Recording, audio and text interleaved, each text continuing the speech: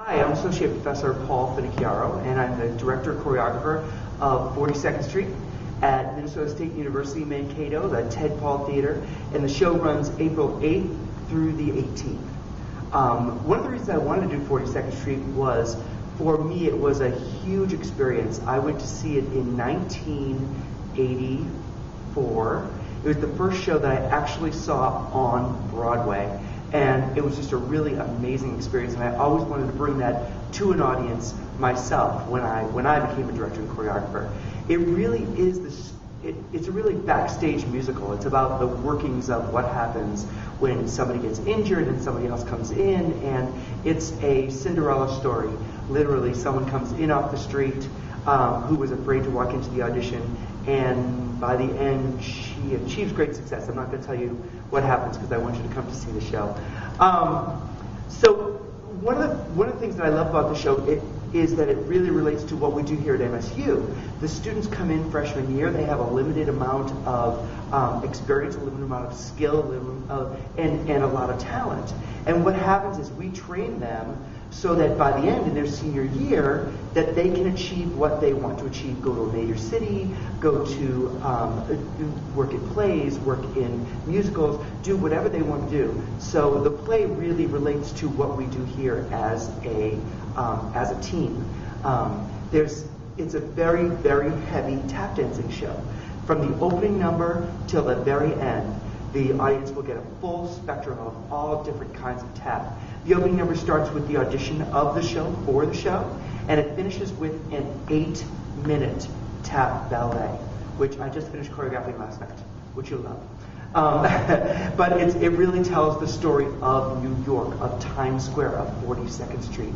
There's gangsters, and there's thugs, and there's working girls from the factories, and there's working girls from the streets, and there's soldiers, and there's high society people, there's newsboys, all that. And all this story culminates into what happens when, excuse me, when good triumphs over evil in the end, which is really what we need to see. It's been an amazing experience choreographing and directing 42nd Street. What you're going to see is many levels of tap dancers, some really expert and some at the beginning level, who have all stepped their game up, literally stepped their game up with the tap steps to get to the expert tappers, and they have worked really amazingly hard. It's a really fun piece that everybody from the family can enjoy.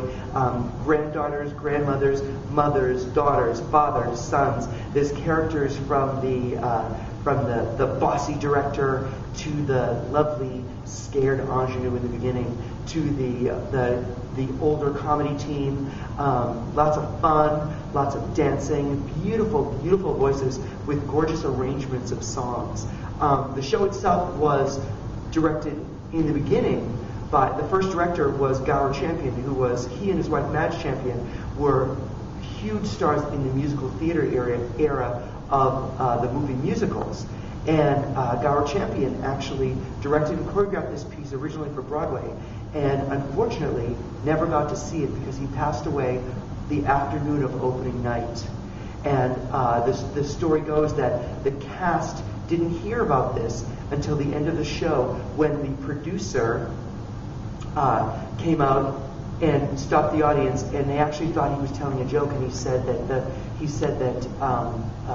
the Gower Champion had passed away that afternoon, and the cast literally was in tears. They were all on stage together. It was a really historical moment in Broadway history as well. Sure. Well, the characters are great. We start with Peggy Sawyer, who's the ingenue who can't kind of get up enough nerve to come in the door and audition in the first place, so she misses the audition. There is Anytime Annie, who's the perpetual chorus girl. There's her friends Lorraine and Gladys and Phyllis. And they kind of form this really nice friendship. There's Maggie Jones, who's one of my favorite characters. She's an old chorus girl who is now playing character parts. There's Bert, her writing partner, who is an old kind of character actor, and now he's a songwriter. And they're played by, Bert is played by Stephen Mark Crisp, who is a wonderful singer, very funny character actor. And Maggie Jones being played by Megan Volkman-Wilson, who we've seen in Dan Yankees as Lola. We've seen her as Vera in Maine. We've seen her in many roles, and we will see more of her.